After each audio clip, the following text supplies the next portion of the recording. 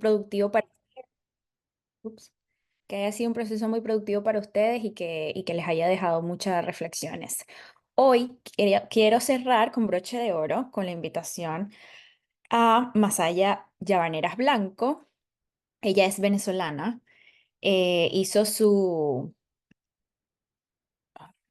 hizo su bachillerato, su licenciatura en International Development Studies and International Political Economy en la Universidad de Trent.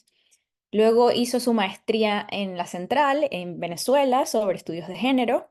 Y también tiene un PhD en gobernanza global de la Universidad de Wilfrid Laurier University, así se pronuncia, no sé, Laurier. Masaya es investigadora y actualmente enseña sobre estudios de desarrollo, cuidados, movilidades humanas y feminismos transnacionales. Ella también investiga las movilidades cotidianas, la migración, el trabajo doméstico y la reproducción social en el Caribe, especialmente en Haití y en la República Dominicana. También investiga las políticas y prácticas de desarrollo desde una perspectiva feminista y antes de unirse al Departamento de Estudios Globales de Huron College en 2021, Masaya también enseñó en el Departamento de Estudios Globales y Ciencias Políticas de la Universidad de Wilfrid Laurier, donde hizo su pregrado, ¿no? También Masaya es miembro activo del Comité Ejecutivo de DON. DON ¿cuál es el significado de las siglas de DON, Masaya? En español decimos que somos una red de feministas del sur global. Ajá. Y lo recomiendo porque Don produce muchas investigaciones y materiales, recursos educativos sobre desarrollo, sobre también siempre con una perspectiva feminista, y creo que hay muchos materiales ahí que, aunque no necesariamente están dirigidos a periodistas, pueden servir para alimentar un poco como la perspectiva de género en diversos temas, incluyendo temas de salud, temas por ejemplo, hay varios materiales sobre los efectos de la pandemia en diversos ámbitos del desarrollo, y todo ello tiene siempre una perspectiva feminista. Entonces, invito a que entren en su página web y revisen los recursos y las investigaciones que Don produce porque son de muy buena calidad. Ahora, estamos aquí porque queremos conversar sobre fronteras y cómo temas como el trabajo íntimo o el trabajo de cuidados, incluso aquello que está dentro del ámbito de las sexualidades, atraviesan las dinámicas fronterizas. Entonces, empecemos más allá hablando de las fronteras como estos espacios que son dinámicos y que trascienden lo material, lo territorial, esa línea ahí invisible, y como también son espacios como políticos y simbólicos, ¿no?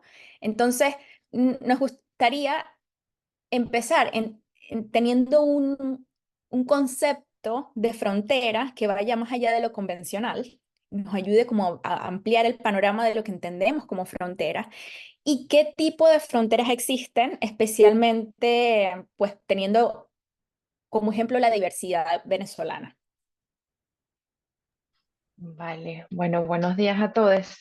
Un gusto acompañarlas y acompañarles. Y bueno, siempre he visto con mucho optimismo el trabajo de la red, así que me alegra mucho poder colaborar con ustedes. Em, pues bueno, ¿cómo definir a las fronteras? Podemos siempre pensar primero con las fronteras como en estos espacios donde, bueno, cruzamos de un lugar al otro, ¿no? Uno imagina una línea, uno lo ve en el mapa. Cuando uno crece en Venezuela, además uno crece con un mapa, con unas líneas que de por sí son bastante variables, pensando en toda la coyuntura con Guyana, por ejemplo, ¿no? Y crecemos con un mapa que tiene unas rayas, depende de quién sea tu maestra, tu maestro. Venezuela tiene esa patica o no la tiene de rayita o no la tiene. Eso te habla o nos hace pensar de una vez de lo fluidas que son las fronteras, de lo poco estables que son las fronteras. y cómo lo hemos incorporado, esa falta de inestabilidad, de estabilidad de las fronteras, en cómo las pensamos, incluso cuando pensamos que son estables, ¿no? O sea, esa normalidad con la que crecemos, con un mapa, con una piernita que a veces está y no está, debería ser siempre como un recordatorio de lo flexible que son las fronteras. Ahora bien, ¿son flexibles para quién y de acuerdo con quién? Es una pregunta interesante, ¿no? Obviamente, no, esa flexibilidad no la sentimos cuando estamos cruzando a otro país a pie o cuando estamos mostrando el pasaporte en la entrada o en la salida de un país en un aeropuerto. Entonces, te habla eso de una vez de relaciones de poder, que son manifiestas en la forma en que existen las fronteras, en la forma en que se determinan las fronteras, ¿no? ¿Quién determina dónde están esas líneas imaginarias o no imaginarias? Depende del caso y del lugar.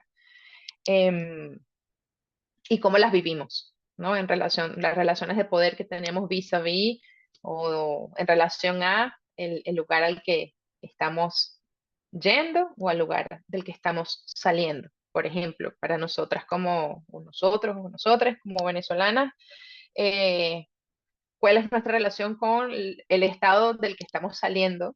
Eh, También determina cómo vivimos esa salida y cómo vivimos esa frontera, ¿no? Entonces, ahí podemos pensar en las fronteras como espacios que son inestables, en lo abstracto, pero también en lo concreto. Hay veces que las fronteras amanecen muy tranquilas, ¿no? Hay gente que siempre ha vivido, hay poblaciones que siempre han vivido eh, con esta dinámica fronteriza muy, muy presente, sobre todo porque viven muy cerca de cruces. Hay veces que esos cruces están tranquilos y todo está bien, y hay veces que esos cruces están tensos, están violentos.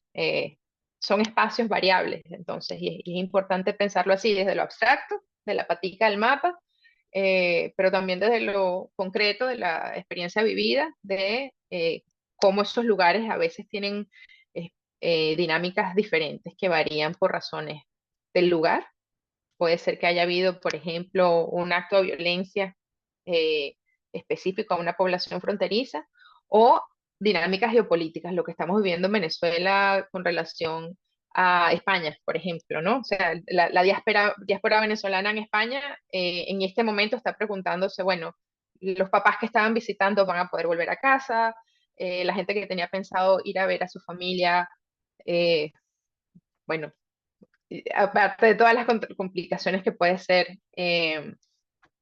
o las dinámicas que haya que considerar para viajar a Venezuela, eh, en el caso español específicamente, en este momento es delicado. Entonces, pensar en las fronteras así, como espacios flexibles o dinámicos, inestables, que son muy contextuales, ¿no? Con contexto me refiero al momento que vivimos, pero también con la dinámica fronteriza de Brasil, en Santa Elena, por ejemplo, con Pacaraima, en Bolívar, va a ser diferente a la frontera de Maicao, con el Zulia, ¿no? Esas contextualidades también importan. Y yo creo que es importante siempre, como para abrir la imaginación periodística sobre, bueno, de qué se trata cubrir una frontera, pensar en distintas formas de frontera, ¿no? Podemos pensar en fronteras marítimas también, que yo creo que es una frontera poco explorada en Venezuela, que es una frontera además que ha habido cobertura al respecto, por ejemplo, lamentablemente, en relación al naufragio de estas muertes terribles que han ocurrido, de las personas que están y han intentado salir de Paria hacia Trinidad. Eh, es una frontera que desconocemos mucho los venezolanos, no hablamos mucho de la frontera marítima, de hecho está mal, no está claramente determinada, parte de la frontera internacional, marítima internacional. Podemos pensar en las fronteras aéreas. Yo no sé si ustedes han pasado por el aeropuerto de Maiquetía recientemente, pero por ejemplo, por las noticias que hemos tenido de los activistas, por ejemplo, que fueron detenidos temporalmente intentando salir de Venezuela, eh, no todo el mundo que estaba siendo detenido además era activista. Em, la frontera se vive dentro del país. que es importante también pensarlo así. Siempre pensamos en la frontera y creo que la imaginación venezolana va directo que sí, bueno, Brasil o Colombia, cruces particulares, pero yo creo que la frontera también está en Maiquetía, por ejemplo, en el aeropuerto internacional, cuando la gente está viendo si va a poder salir o no, porque la frontera te puede no dejar pasar a un lugar, pero también la frontera te puede contener o te puede imponer cierta inmovilidad.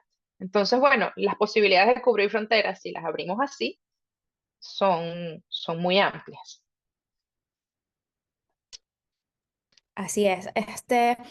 Cuando vemos un poco de la perspectiva de tu trabajo académico, también entendemos cómo hay procesos dentro de las fronteras que son muy dinámicos, ¿no? Y que van produciendo y reproduciendo mecanismos de desigualdad, mecanismos de control que especialmente afectan, no será especialmente, pero sí de manera diferente, afectan a mujeres, a personas racializadas, a identidades que son disidentes del género en general, o otras identidades que están en los márgenes, ¿no? Que habitan en los márgenes.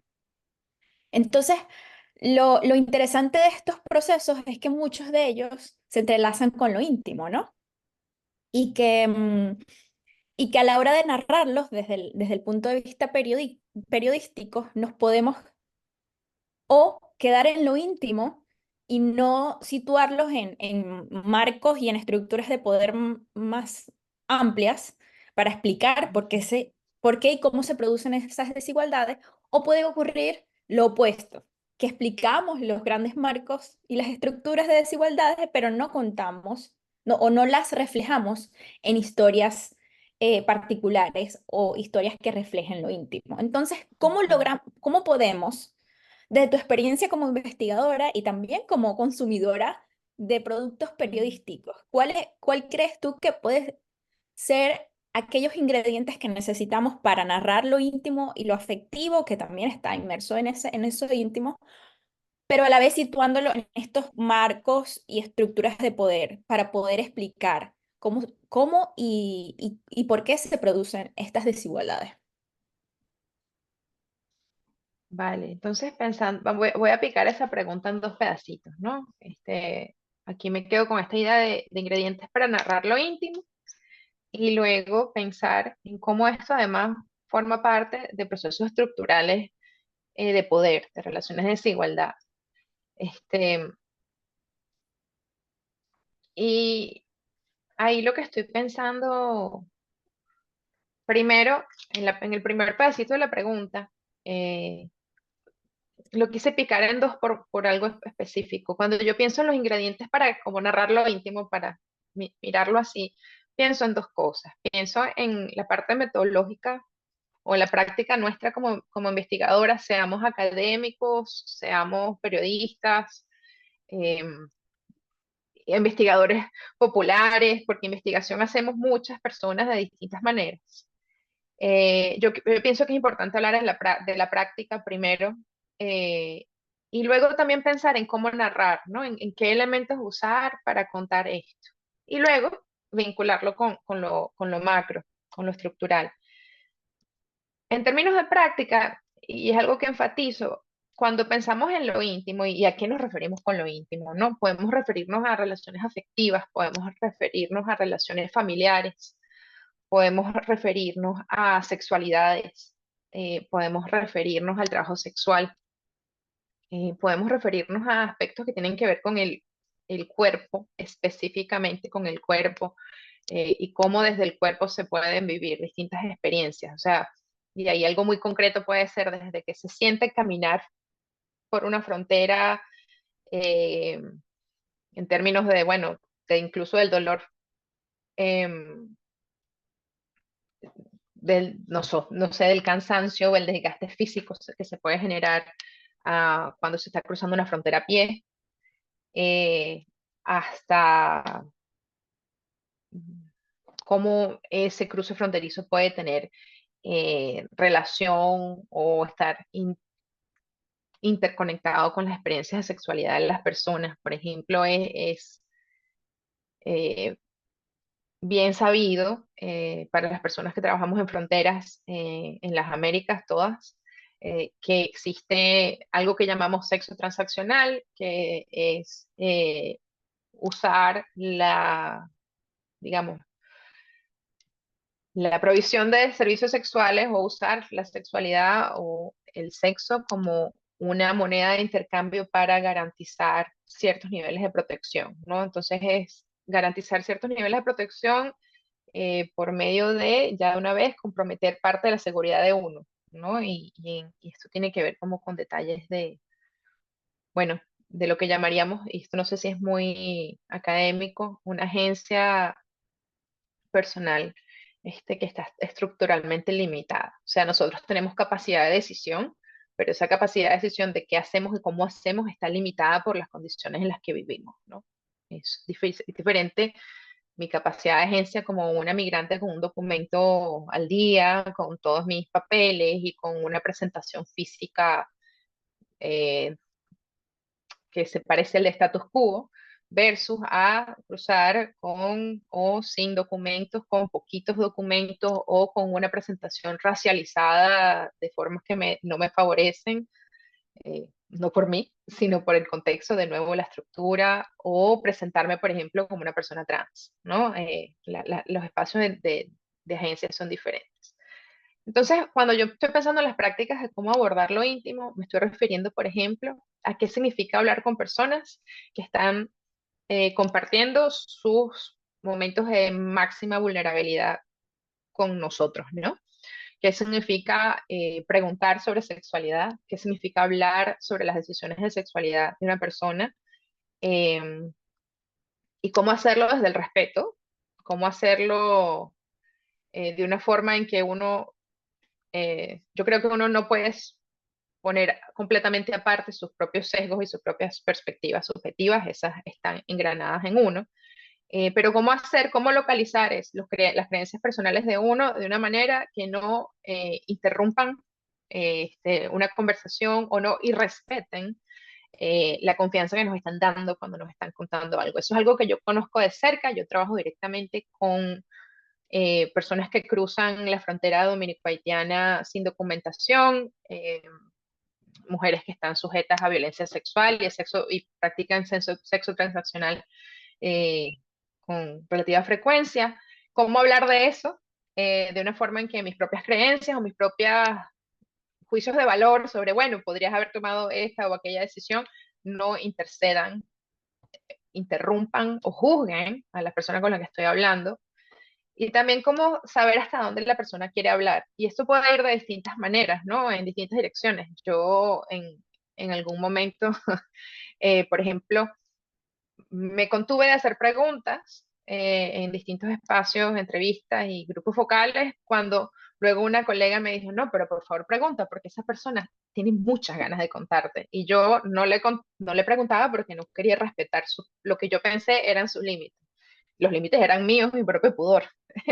Estas personas querían contarme, por ejemplo, de sus múltiples parejas, y cómo eso tenía que ver con sus movilidades y sus decisiones migratorias. Eh, entonces, bueno, en términos de prácticas, pienso que es importante pensar en cuáles son los sesgos que tenemos cuando abordamos un tema y tenerlos claros y reflexionar al respecto.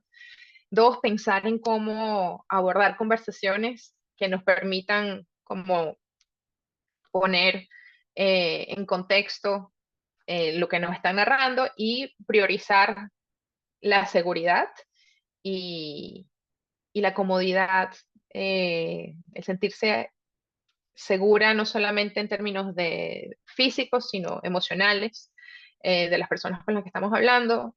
También me ha pasado que en muchas entrevistas donde surgen temas muy complicados como trata de personas, eh, yo tengo la responsabilidad de ayudar a la persona entrevistada a cerrar su propio ciclo porque yo la hice abrir un baúl de recuerdos terribles que tengo que ayudarla a cerrar porque sería muy irresponsable de mi parte como investigadora dejarla con su drama abierto y yo seguir a mi siguiente entrevista, ¿no? Entonces, bueno, yo creo que si vamos a abordar lo afectivo y lo íntimo desde la investigación, tenemos que tener mucha inteligencia intelectual, pero mucha inteligencia emocional, ¿no? Y eso se dice más fácil de lo que se hace. En términos de cómo narrar, Eh, yo creo que hay ciertas cosas que ya mencioné que tienen que ver con cómo narrar. Hay cosas que les van a contar que a lo mejor no vale la pena contar en un texto, o a lo mejor sí. Esa decisión requiere mucha reflexión, ¿no? Yo creo que la línea entre narrar con veracidad e impacto y el amarillismo en casos como temas, por ejemplo, de trata de personas, por decir un tema muy, muy obvio, eh, a veces la línea es muy delgada, ¿no? Hasta qué punto tenemos que contar cada detalle, hasta qué punto es útil, hasta qué punto no lo es. Y cómo siempre podemos proteger la identidad de las personas de las que estamos hablando. En el tema migratorio, en el tema fronterizo, esto es súper importante porque las personas son sujetas eh, con frecuencia de muchísima precariedad legal, que son fácilmente identificables, deportables, extorsionables. Entonces, ¿cómo hablar siempre de las personas de una forma que respeten su anonimato, a menos que sean, por ejemplo, figuras políticas o figuras activistas que quieran ser nombradas? Y eso es algo que debe ser parte de cómo se conversa con ellas o ellos. Y cómo marcar esto en lo estructural es un tema súper importante y yo creo que ahí también está una de las ramitas de cómo trascender al amarillismo o el micro detalle de, bueno, se despertó a las 8 de la mañana, desayunó a las 8:15, bla, bla, bla, bla. Porque una entrevista puede incluir todo eso, depende de lo que la gente, sabes, les quieran contar. ¿Cómo vincularlo al tema estructural? Yo creo que tiene mucho que ver con pensar las condiciones que generan la serie de decisiones que les están comentando o que están compartiendo con ustedes. Y yo creo que desde el tema de lo íntimo, el acceso a derechos sexuales y reproductivos, el ejercicio de los derechos sexuales y reproductivos siempre es como un marco útil, ¿no? Como pensar, bueno, ¿cuáles son los derechos sexuales y reproductivos? ¿Qué son derechos sexuales y reproductivos? Ya eso de por sí es importante. Y luego, ¿cómo los ejercen o hasta qué punto los pueden ejercer las personas con las que estamos hablando? Acceso a, me vino en inglés la palabra, perdón, a anticonceptivos, pero también incluso conceptos como consentimiento, eh, conceptos como orientación sexual, hasta qué punto la gente tiene acceso y conocimiento a estos derechos, este, y en el contexto del que están viniendo, en el contexto en el que están, en el contexto en el que se dirigen, porque además las fronteras son espacios de movimiento, ¿no?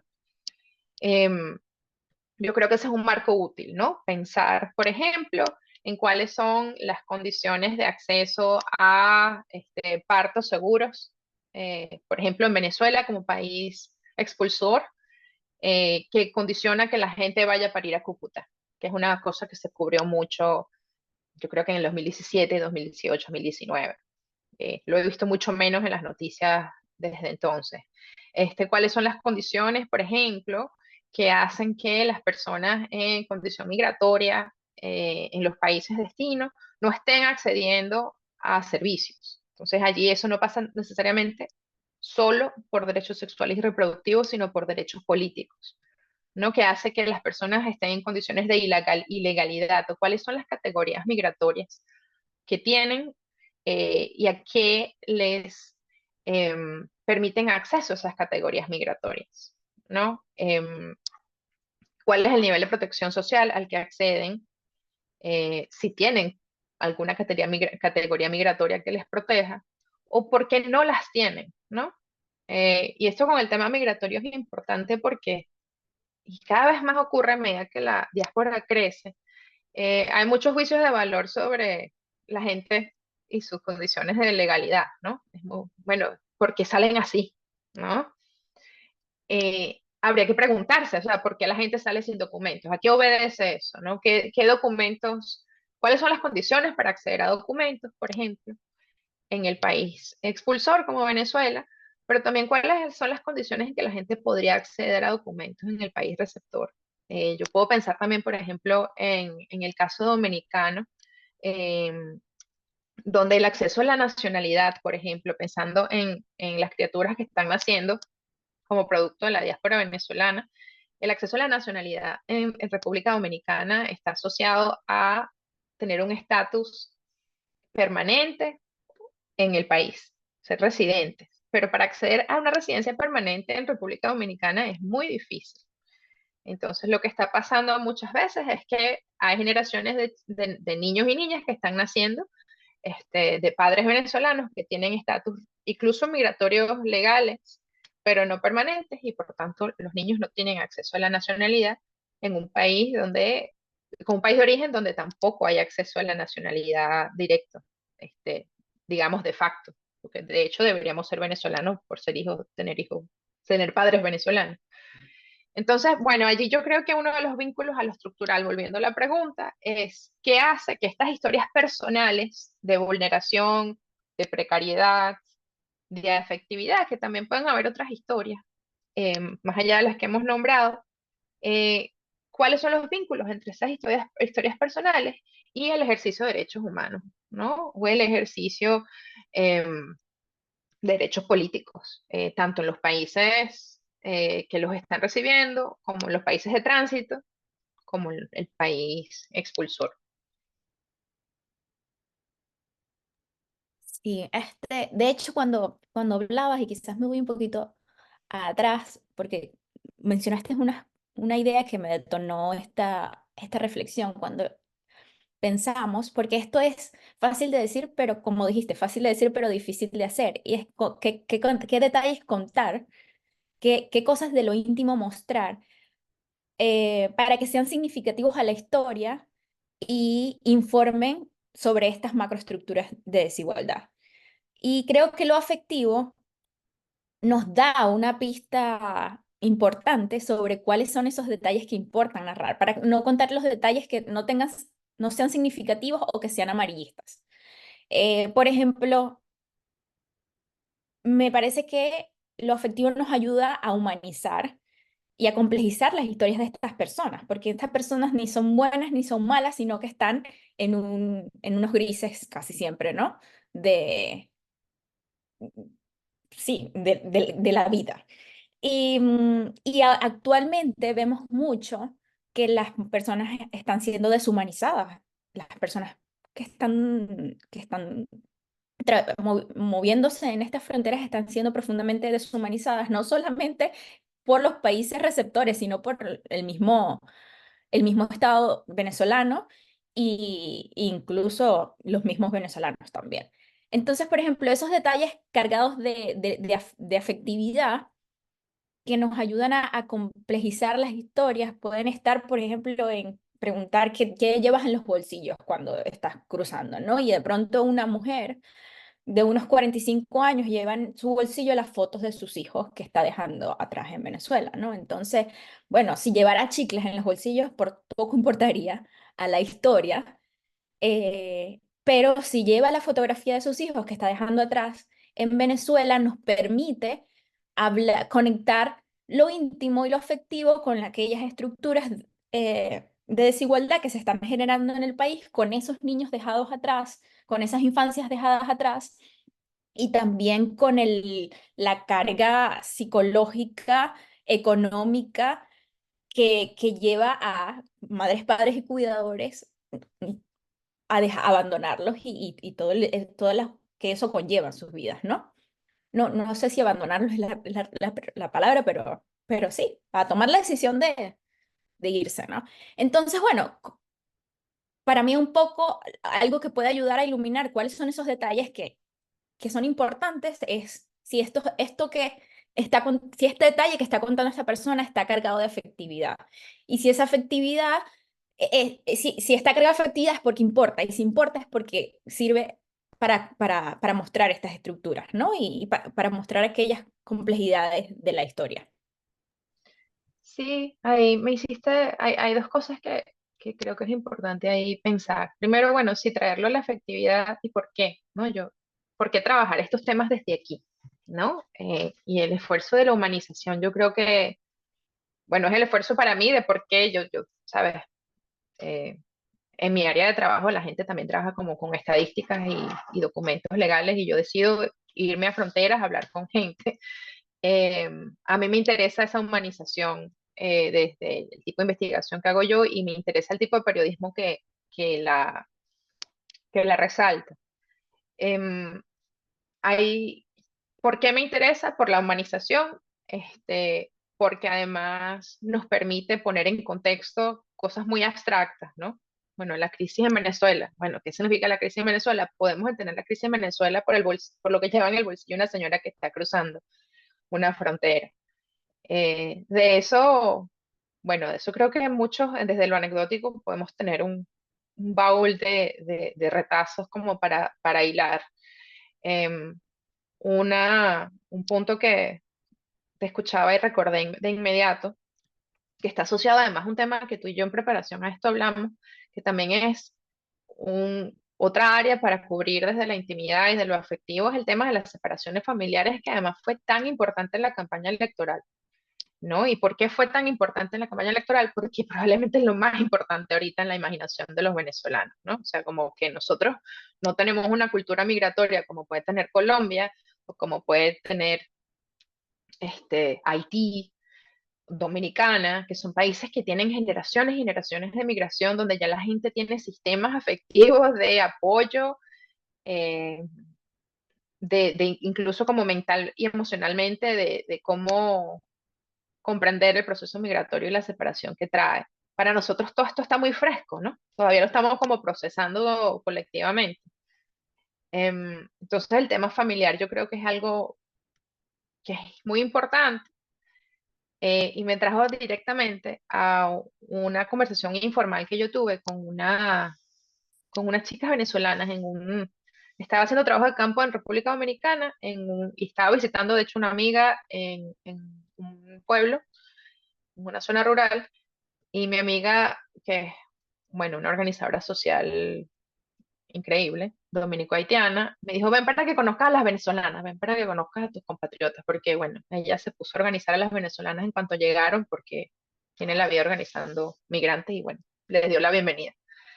Em, y había un grupo de venezolanas muy específico al que me estaba llevando a ver, que son trabajadoras sexuales bueno, en el nightclub del pueblo, y fuimos un domingo en la mañana a visitarlas.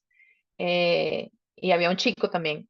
Y para mí, por ejemplo, es un estudio de frontera, por cierto, pensando, bueno, ¿qué es una frontera? Bueno, eh, esta gente estaba, además, no podía salir mucho del perímetro del lugar donde trabajaban por las condiciones en las que estaban. Condiciones laborales, condiciones migratorias, de explotación sexual, todo eso estaba ocurriendo en ese espacio. De hecho, esa conversación que tuvimos informal, lo hicimos así como con unos jefes por ahí, caminando. Y una de las chicas me impresionó mucho. Yo no estaba investigando este tema, yo como que aterricé ahí un poco porque mi amiga es azorada. Entonces, bueno, llegué ahí un domingo en la mañana y me encontré ahí. Y una de las chicas era muy jovencita y, y me impresionó mucho porque, bueno, me acuerdo que físicamente ella tenía los senos como muy, muy grandes y me va contando que dejó a su bebé, que ella había parido hacía 2 meses. Tenía los senos llenos de leche todavía, o sea, eso para mí era una cosa como, como impresionante.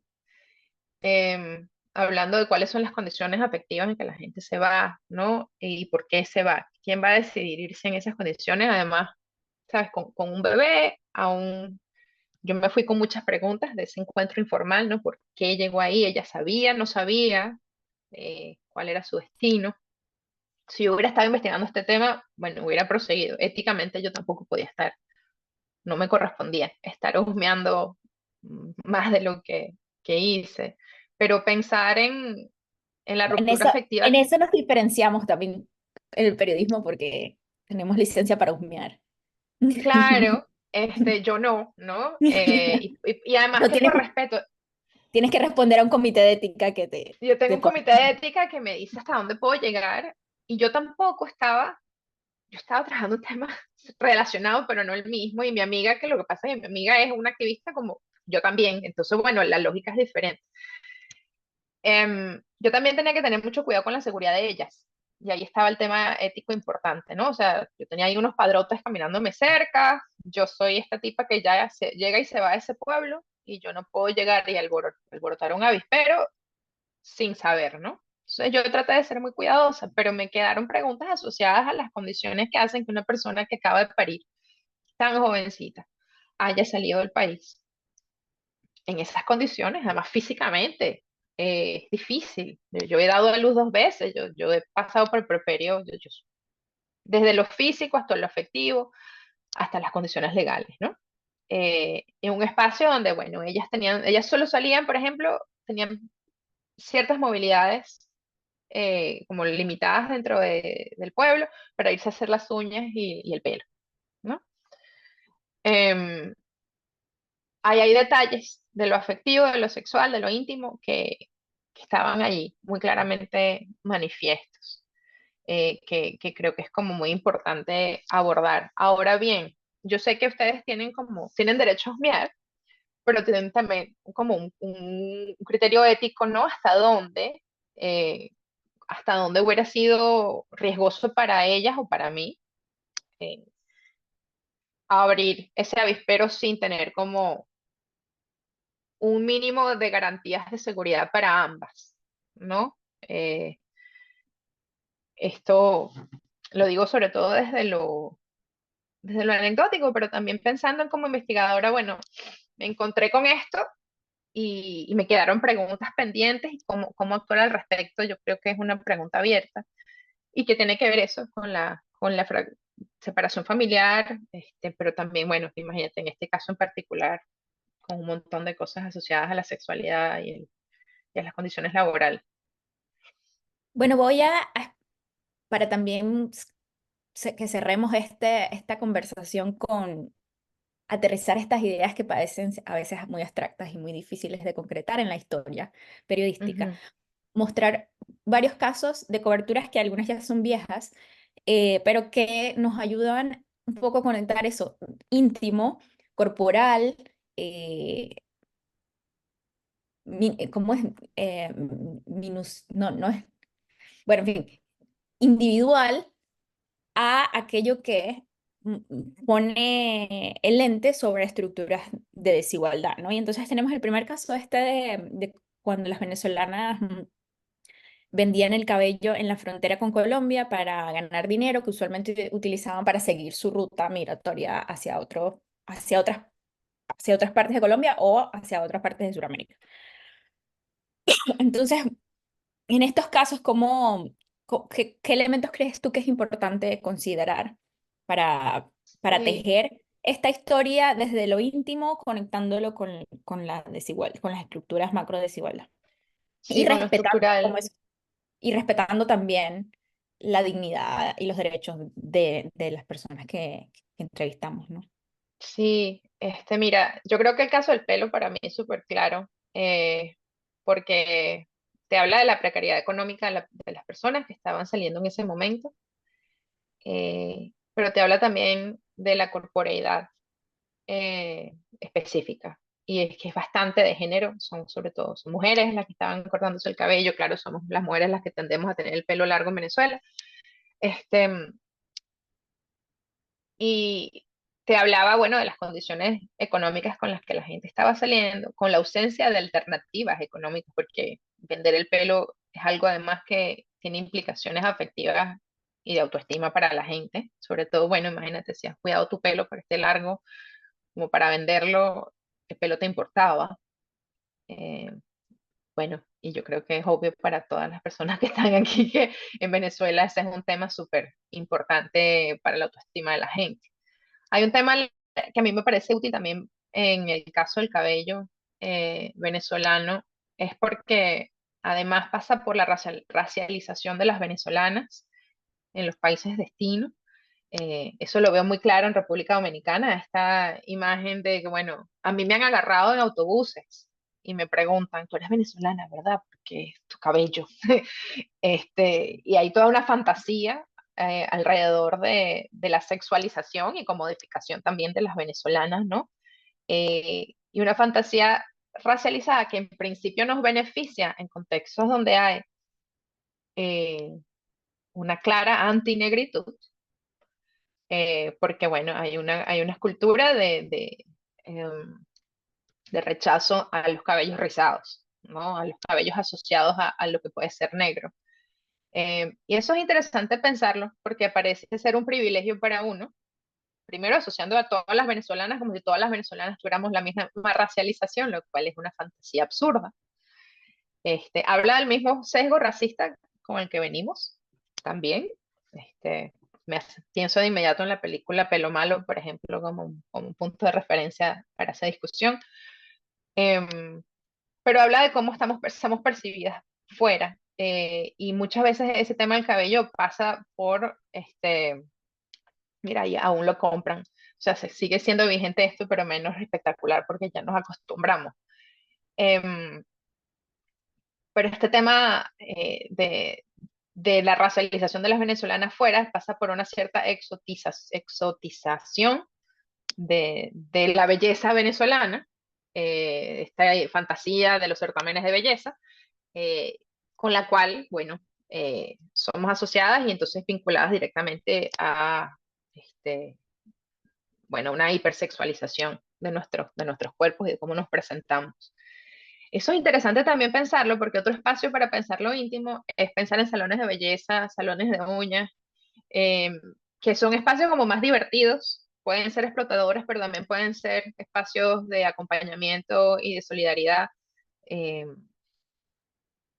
en toda la diáspora han crecido los salones de uña y pelo por venezolanas. En Dominicana estuve en una. En Argentina está llenos, amigas que algunos de ustedes pueden estar allí, no sé, pero amigas argentinas me dicen que, bueno, nunca habían conocido una peluquería, una barbería como las venezolanas hasta que llegó la diáspora. O sea, también hay esos espacios de intimidad y de atención al cuerpo que podemos explorar desde un lugar más lúdico y más, igual desde la complejidad, pero bueno, quizás más Y frescos. son profundamente culturales porque yo recuerdo que cuando estaba en la universidad, en el pregrado, hicimos un viaje de campo a Miranda, al estado, a varias alcaldías del estado Miranda. Ujú, Una de las funcionarias que estaba como dándonos los tours en estas comunidades donde se estaban produciendo procesos de participación ciudadana en la construcción de políticas públicas y en el diseño urbanístico también de esos espacios comunitarios, nos decía que Miranda tenía el récord Guinness de mayor tasa de peluquerías per cápita ¡ay, en el eso mundo. me encanta! Entonces, y es de verdad, lo veías porque como cada cierto número de casas había, cuando digo peluquería, a veces era un espacio de 2x4, donde habían dos sillas y dos peluqueras o dos peluqueros.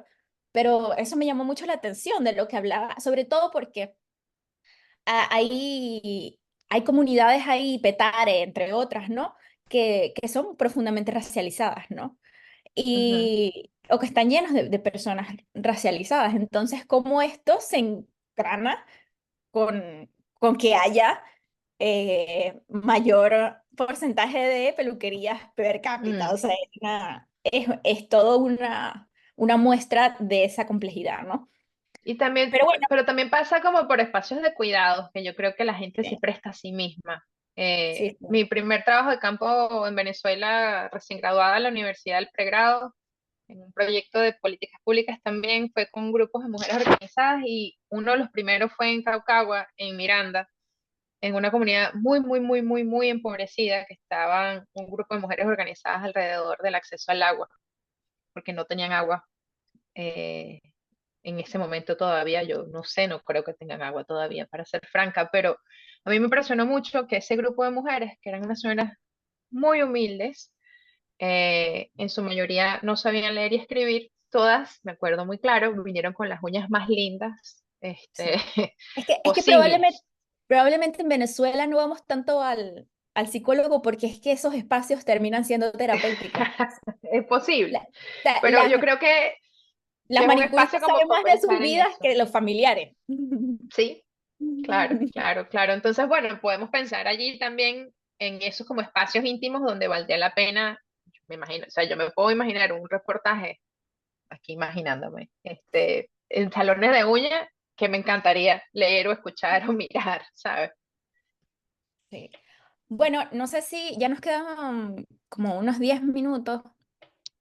Hay preguntas de las personas aquí conectadas que quizás tienen alguna idea ya más o menos encaminada sobre lo que quieren presentar como propuesta para el trabajo periodístico que esperamos apoyar, o si tienen algún comentario sobre lo que hemos conversado y les gustaría también que lo exploremos aquí en la conversación. Si no, podemos revisar otro caso aquí de los que traje. También ha habido algunos comentarios en el chat que estoy mirando. Ah, ok. Este, a ver, vamos a ver. Yo no puedo ver eso porque tengo la pantalla compartida, pero ya la voy a liquidar. Sí, ahí lo estoy mirando a la vez. Bueno, Ay, Valeria, gracias por tu comentario. Pedro levantó la Este, mano. Si quieres, Pedro, Pedro. ok, Mm. chévere. Buenas tardes. ¿Se escucha? Sí. Sí. ¿Aló? ¿Se escucha? Gracias. Como dijo primero presento mis disculpas por llegar tarde. Cosas que pasan en el tráfico. Pero vamos al tema, para no llorar. El tema de la vuelta de los venezolanos durante la campaña, esas expectativas que se crearon, no coinciden, discrepan de los estudios que ha hecho el Banco Interamericano de Desarrollo con respecto a la movilidad y el retorno. Según el estudio que ellos han hecho en el Laboratorio de Percepción Ciudadana y Migración, en los próximos 5 años nadie quiere volver a casa. No solamente el Ujú, venezolano, la migración no quiere volver a casa. En el caso del retorno a los venezolanos, la tasa actual que publicó hace poco R4B es de 0,46%, es decir, retorna uno cada 200 personas. Por lo ujú, tanto, nadie va a volver a casa. Entonces, esta cifra que se maneja con emotividad, con muchas ganas de que pasen las cosas, realmente no se van a mover, no se van a mover. ¿Por qué no se van a mover? La prueba está en la crisis que se presentó la semana pasada con los 10.000 personas saliendo hacia Brasil. 10.000 personas es muchísimas personas, muchísima gente junta en el mismo momento, solamente por Brasil. Entonces, ¿qué va a pasar? Que no se puede disminuir nadie, ni nadie va a volver, porque las condiciones que provocan la migración, que son la violación y la escasez de derechos económicos, sociales, políticos y culturales, persiste. De hecho, se han agudizado. Tanto así que una cifra no oficial, pero no por eso fantasiosa ni falsa, que leí hoy, habla que del 28 de julio para acá ha salido 1,5 millones de personas. Entonces eso es una cifra famosa. Antes de que Maduro hiciera lo que hizo, pues el porcentaje de personas que manifestaban deseo, intención y tenían como propósito emigrar en el próximo año era el 54% de la población. Entonces, ¿quién va a volver? Nadie, nadie. Mire, yo soy de Maracaibo, afortunadamente, una ciudad sucia, con problemas de transporte, sin servicios públicos, pero para nosotros es lo más bello del mundo. Ustedes lo saben, yo sé que se están riendo porque nosotros nos sentimos orgullosos, pero esta ciudad es un desastre. ¿Me explico? Pero uno la quiere y uno quiere seguir aquí, pero las condiciones para vivir son adversas. De hecho, es la ciudad que más migración produce, el Zulia, y Venezuela y el Sur. Entonces quería hacer estos dos comentarios porque yo también quisiera que la gente volviera, pero yo sé que la gente no va a volver. Y con respecto al tema de investigación, yo colaboro acá con la red Clamor, que es una institución de la iglesia, y con Caritas Maracaibo, y nuestro tema que proponemos es trabajar con resiliencia en víctimas de trata, no con el problema de la trata, con el tema morboso y el tema escatológico y que hicieron esto, aquello, lo otro, no, ni siquiera siguiendo el guión del protocolo de Palermo, sino buscando gente, que tengo alguna, que puede contar cómo va saliendo de ese drama. ¿Ya? ujú. Tengo historias severísimas, ya en otro momento durante los chats lo he mencionado, pero eso no es lo que quiero hablar. Quiero hablar en la fuerza del espíritu, la fuerza de la resiliencia y la fuerza de hombres y mujeres que salen de ese demonio. Eso quiero decir. Gracias.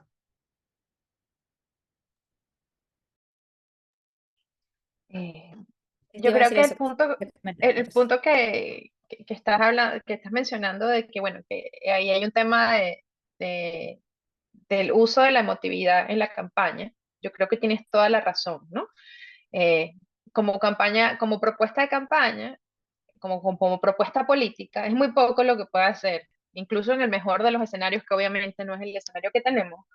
Es muy poco lo que puede hacer un nuevo gobierno, si lo hubiera, en el mejor de los casos, porque la gente tiene que querer volver. Y esa era una gran pregunta que yo tenía con respecto a, bueno, se está usando esta efectividad en la campaña, pero ¿cuál es la respuesta política de política pública que la acompaña, ¿no? Porque es muy práctico desde la movilización, pero desde lo concreto de política pública yo lo veía, como tú dices, poco realista. Ahora bien, el hecho de que tenga tanto poder efectivo, yo creo que es relevante como historia. El hecho de que las condiciones de retorno no se equiparan las condiciones reales con el deseo, con este tema aspiracional, ese bache ahí, yo creo que para mí ahí hay una historia, ¿no? O sea, ¿a qué obedece ese bache entre la aspiración y la realidad? Eh, el tema afectivo de qué pasa con la reunificación familiar, de cuál es la aspiración de las personas que están fuera con respecto a eso, por ejemplo, cuáles son los límites para la reunificación familiar de un lado o del otro. Yo creo que esos son temas importantes. Y un punto importante también con el tema de trabajo de los estudios de frontera y migratorios. Yo tengo 10 años trabajando este tema en distintos contextos y tengo más o menos 5 llevándole el pulso a los números de las movilidades venezolanas. Y llevo 5 años haciendo eso porque es un desastre numérico, absolutamente un desastre. Primero porque en Venezuela, como sabemos, no hay números oficiales y los números oficiales que hay son absolutamente disparatados. Eh, pero por otro lado, porque realmente no hay un sistema claro de contabilidad de personas en movimiento en el mundo, hay muchas limitaciones con eso. Entonces yo tendría muchísimo cuidado con hablar de 1,5 millones de personas que han salido en el último mes y medio. Me imagino y estoy segura que han salido muchísimos, 1,5 millones de personas, habría que ver la cara, habría que buscar los pelos del burro antes de usar ese número. Yo me he dedicado a perseguir esos pelos, por así decirlo, en los últimos 5 años para momentos así. Y por eso lo digo con propiedad que es muy difícil, ¿no? Y eso quería como señalarlo como un tema a tomar en cuenta. Deliver, habías también pedido la palabra. Deliver. Buenos días y buenas tardes. Mi pregunta es la siguiente. Nosotros, mi grupo, vamos a trabajar el tema de la desnutrición en las niñas venezolanas en edad escolar, particularmente acá en Cúcuta. Eh, ya he comenzado junto con el equipo a buscar datos y como lo señalas, es un poco cuesta arriba, ¿no? Porque por la parte venezolana sabemos que desde el 2015, 2016 empezaron a escasear los datos, al menos de la parte oficial. Los otros, pues bueno, todavía lo ponen en duda, los pelea el Estado y demás, ¿no? Pero hacia este lado colombiano, el acceso hacia la parte de los datos precisos con relación a cuántos niños o cuántas niñas, en qué rango de edad ha ingresado y en qué estado está, pues es un poco cuesta arriba, más no imposible, obviamente, ¿no? Pero no es algo que tú podrías decir es fidedigno, ¿no? Ahora, cuando ustedes dan toda esta charla de hoy y tocan el tema del narrar lo íntimo y lo afectivo y el contraste con lo que representan los datos. A mí me encantan los datos, por cierto. Este, veo que entonces los datos me dirán un aproximado de qué personas o qué cantidad de niñas están en una situación, pero será la parte de la historia de cada una de estas niñas, de sus padres, lo que va a crear la sensibilidad hacia el tema. es lo que estoy entendiendo de todo cuanto han dicho el día de hoy. Entonces, la pregunta viene aquí. ¿En qué deberíamos enfocarnos más?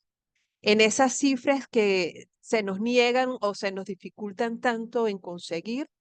Y que de paso, si las conseguimos, no sabemos qué tan certeras van a ser, porque una cosa es lo que nos da el DANE, otra cosa es lo que nos da la alcaldía, otra la cosa que nos da la gente de la Secretaría de Salud, y así sucesivamente, ¿no? Pero la realidad de las historias, de cada una de las historias, es algo que es palpable, al menos en el momento en que nosotros le estamos entrevistando, y serán muchos los que podrán identificarse con ella. Entonces, por favor, aclárame, danos luz, por favor, porque estamos en ese dilema entre lo afectivo ahora, como ustedes lo plantean, y este detalle de los datos. Gracias. Yo, yo creo que, primero, antes que se me olvide, hay un estudio del FIDH con Provea del 2022 sobre el acceso a la alimentación en Venezuela, que yo creo que es una base, una fuente de datos que va a ser útil para ti, Diliber. Y tienen datos concretos que yo creo que podrías vincular con la expulsión y las condiciones en que las niñas están llegando. Entonces, hablando de datos, yo creo que hay un estudio, no sé si ya lo conoces, pero quería, por eso me paré un momento, porque quería buscarlo entre mis propios trabajos al respecto. ¿Me Y datos, repites, por favor, para yo anotarlo? Porque, sí, Dios es mío, un no lo voy trabajo a de anotar. la FIDH, no recuerdo muy bien qué significa FIDH, cuáles son las siglas de qué, pero es una ¿Puedo molestar más organización, adelante para que me aclares eso, para realmente buscarlo? ¿Puedo molestar? sí, ¿Es posible? FIDH Provea 2022. Igual puedes pedirle mi correo a Estefanía y conversamos por ahí, no tendría problema. Vale, perfecto, Eh, te agradezco mucho. y si elegir entre lo afectivo y los datos, yo creo que esa es una falsa dicotomía. Yo creo que tienen que ir a los dos. Em, yo creo que en un contexto de escasez de datos como el venezolano y de cierta abundancia, aunque caos de datos en Colombia, yo cuando he trabajado con bases de datos colombianas me maravillo de todos los datos que hay viniendo de Venezuela. Em, yo pienso que bueno, que vas a tener que jugarle a los dos espacios, sabiendo que van a haber limitaciones con ambas lecturas. Yo creo que la parte cualitativa de hablar con gente directamente no solamente es importante en lo efectivo para llegar a generar empatía, sino que también vas a entender partes de la lógica que genera el problema o cómo funciona el problema que los datos no te van a dar. Los datos te van a explicar, por ejemplo, la cantidad de niñas versus niños que están subalimentados o los grupos de edad de niñas o niños que están subalimentados o malnutridos. Te van a hablar de quizás la estructura familiar de la que vienen, pero no te van a hablar de cuál es la lógica que opera para que esas personas que están siendo desfavorecidas estén siendo desfavorecidas. Esa lógica la vas a entender cuando hables con la gente. Entonces, lo afectivo allí es importante por la humanidad que tenemos, que compartimos, pero la intimidad también es importante como base, como una fuente de datos.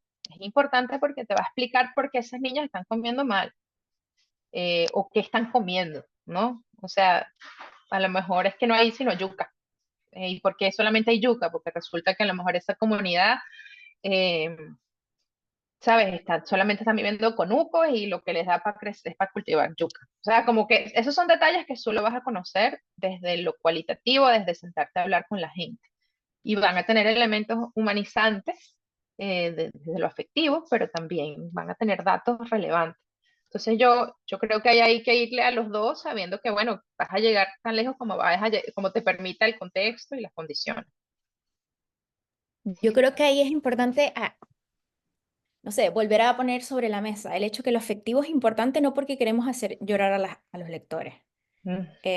sino es importante porque devela cuestiones de poder, o sea, devela realidades que tienen que ver con lo político, con lo económico, con lo social, con, con aquello que, de nuevo, conecta con las estructuras, ¿no? Entonces, no, o sea, lo afectivo no es solo afectivo porque humaniza, genera porque genera empatía con aquellos que están, con la historia, con las personas que protagonizan la historia que estamos contando, sino porque lo afectivo es político.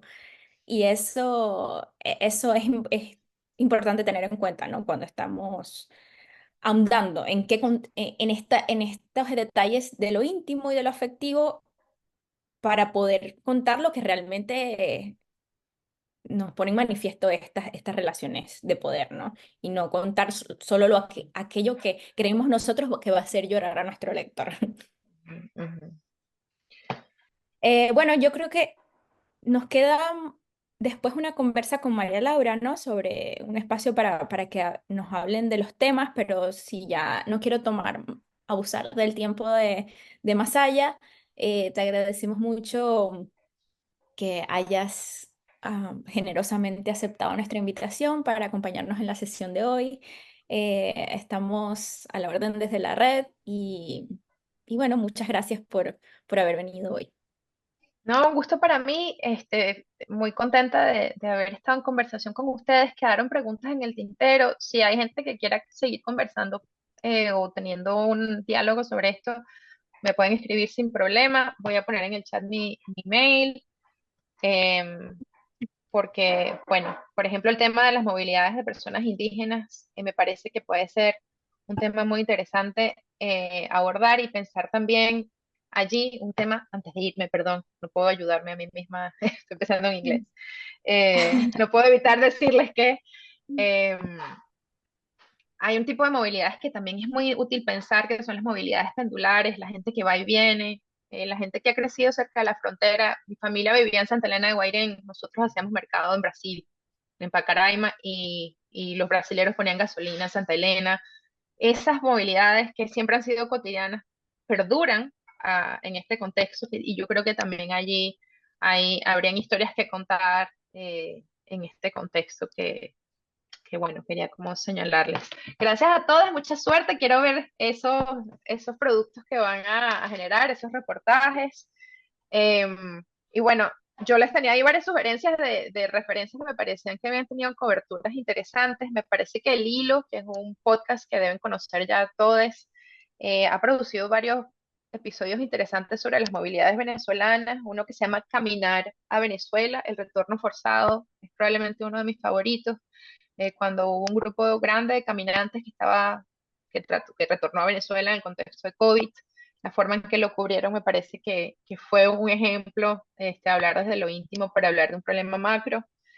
Migrar por el mar, de nuevo hablando de las migraciones por mar, por el Caribe. Y el trabajo de Don, dos puntos específicos. Tenemos 3 casos de estudios que hablan de migraciones en el contexto de COVID, que pueden ser útiles, en particular el caso chileno, que habla de personas venezolanas, que les recomiendo como referencia. Y bueno, darles muchas las gracias y desearles mucha suerte. Gracias a ti, Chaito. Masaya. Besitos, cuídate. Gracias.